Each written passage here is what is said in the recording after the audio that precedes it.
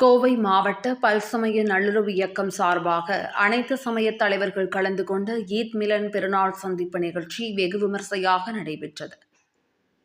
பல்சமய நல்லுறவு இயக்கம் கோவை மாவட்டம் சார்பாக மத நல்லிணக்க புனித ரமலான் ஈத் மிலன் பெருநாள் சந்திப்பு நிகழ்ச்சி போத்தனூர் சாலையில் உள்ள தனியார் அரங்கில் நடைபெற்றது. மாவட்ட இணை ஒருங்கிணைப்பாளர் டிஸ்கோ காஜா தலைமையில் நடைபெற்ற இதில் மாநில இணை ஒருங்கிணைப்பாளர் அபு தாகிர், மாவட்ட ஒருங்கிணைப்பாளர் வழக்கறிஞர் இஸ்மாயில், தகவல் தொழில்நுட்ப அணி செயலாளர் அபு தாகிர் ஆகியோர் முன்னிலை வகித்தனர். மாநில துணைத் தலைவர் எஸ்.ஏ. பசீர் அனைவரையும் வரவேற்று பேசினார். விழாவில் சிறப்பு அழைப்பாளர்களாக பல்சமய நல்லுறவு இயக்கத்தின் தலைவர், தமிழக சிறுபான்மை ஆணைய உறுப்பினர் முகமது ரஃபி, தந்தை பெரியார் திராவிட கழக தலைவர் கு. ராமகிருஷ்ணன் ஆகியோர் கலந்து கொண்டு சிறப்புரையாற்றினர். விழாவில் கௌரவ அழைப்பாளர்களாக அனைத்து சமய தலைவர்கள் அப்துல் ரஹ்மான் ஹஜ்ரத், பேரூர் மடம் உமாபதி தம்புரான், அருட்தந்தை ராஜசேகர் மற்றும் டோனி சிங் ஆகியோர் கலந்து கொண்டனர்.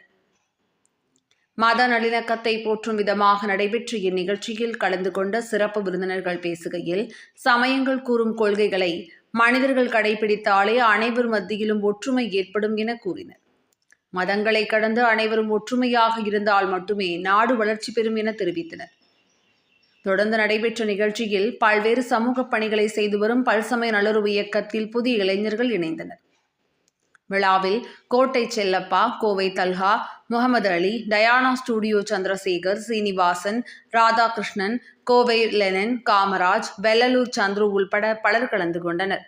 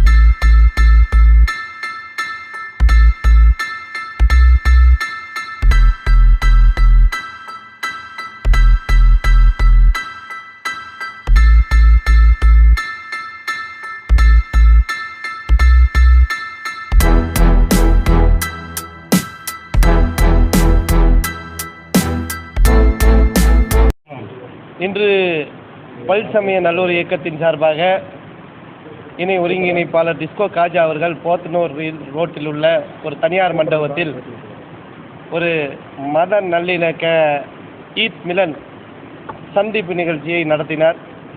இந்த நாட்டில் அனைவரும் அமைதியாக இருக்க வேண்டும், சகோதரத்துவத்தோடு வாழ வேண்டும், மத நல்லிணக்கத்தோடு வாழ வேண்டும், மனித நேயத்தோடு வாழ வேண்டும் என்பதற்குத்தான் பல்சமய நல்லூர் இயக்கம் தொடர்ந்து இந்த விழாக்களை எல்லாம் நடத்தி கொண்டிருக்கிறது. இன்று குறிப்பாக கோவையிலே ஒரு நல்ல ஒரு நிகழ்ச்சியாக சமய நல்லிணக்க நிகழ்ச்சியாக நடைபெற்றது. அதற்காக நான் இங்கே வந்தேன். இன்று தமிழகத்தில் வரலாற்று சிறப்பு மிக்க ஒரு நாள். தமிழர்களெல்லாம் அனைவரும் பெருமை கொள்கின்ற நாள் இந்த நாள்.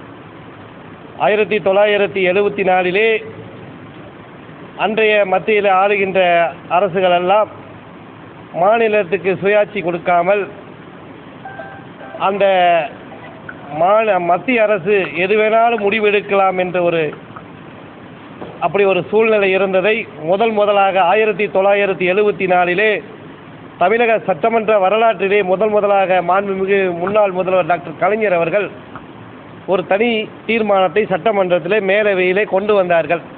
அதே மாதிரி இன்று மாண்புமிகு முதலமைச்சர் அவர்கள் மத்திய அரசு தொடர்ந்து கடந்த 11 ஆண்டு காலமாக பாரதிய ஜனதா ஆளும் மாநிலங்களில் ஒரு மாதிரியாகவும் மாநில கட்சிகள் ஆளும் மாநிலங்கள் ஒரு மாதிரியாகவும் நிதி தருவதில்லை, கல்வி நிதி தருவதில்லை, ஜிஎஸ்டி நிதி தருவதில்லை, மும்மொழி கொள்கையை வலியுறுத்துகிறார்கள்.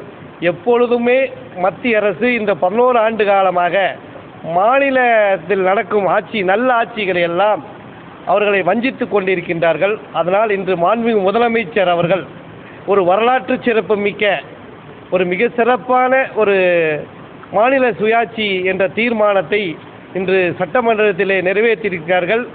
ஒட்டுமொத்த தமிழர்களுக்கும் ஒட்டுமொத்த இந்தியாவுக்கும் மாநிலத்தில் ஆளுகின்ற கட்சிகளுக்கெல்லாம் இன்று தமிழக தங்க தளபதி மாண்புமிகு முதலமைச்சர் அவர்கள் ஒரு முதலமைச்சராக இல்லாமல் இந்தியாவுக்கே ஒரு நல்ல தலைவராக இந்த ஒரு விஷயத்தை முன்னெடுத்திருக்கிறார். அதற்கு பல்சமய நல்லூர் இயக்கம் எப்பொழுதும் உறுதுணையாக இருக்கும் என்பதை இந்த நேரத்தில் தெரிவித்துக் கொள்கிறேன்.